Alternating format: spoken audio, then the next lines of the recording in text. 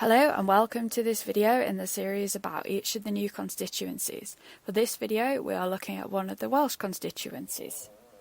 In this short video we will look at the details on the new constituency, how this new one is formed, the previous results, the 2019 results, current candidates, and make predictions with different levels of how bad of a day it might be for the Conservatives. Please comment below for anything you'd like to see and subscribe to our channel to see new updates that we'll do and discussion videos as the election gets closer. There are lots of changes with boundaries in the next election, so we're going to give a quick overview of how the boundaries are changing and how it's going to affect each seat. Only 65 seats, or 10% of the seats, are staying the same, so here we're going to compare how the new seat compares to the main one that is replacing. There are some huge changes, such as the city of Chester, which now has 2 seats, but some seats are being completely dissolved, with populations moved to neighbouring seats. So why are the boundaries changing? Every so often there are boundary changes to represent the current population movements. Some of them are based on land, without any population, and some of them are just because of population, for example new housing estates. 2021 was the census year, which has helped inform these changes. The last major change in the boundaries was 2010. Now let's look at some of the details about the constituency. There are 8 regions in England, with Scotland, Wales and Northern Ireland on a country basis. There are 32 seats in Wales, 57 in Scotland, 18 in Northern Ireland and an average of 60 in each of the English regions.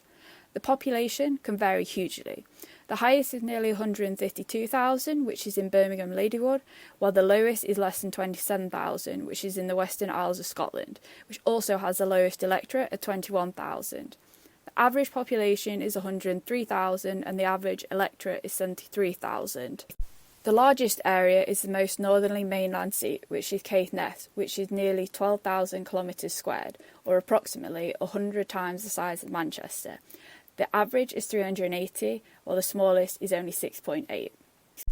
The average percentage of the 16 to 49-year-olds is 41%, with the highest in Leeds Central and the lowest in North Norfolk, which also has the highest 65+. The average 65+ is 38%, with the minimum at 15%, which is in the area around Canary Wharf. Density averages nearly 1,400, with the highest in Bethnal Green and the lowest in Caithness. This constituency has a boundary change. This constituency is affected by a boundary change. Because of this, we now have populations from multiple old seats. These percentages are based on population, not land. When we're looking at the winner in 2019, it's a bit more relevant to the seats that are now made up from multiple old seats. Nevertheless, this is the result from 2019, with the winner and whether the seat was held or it changed.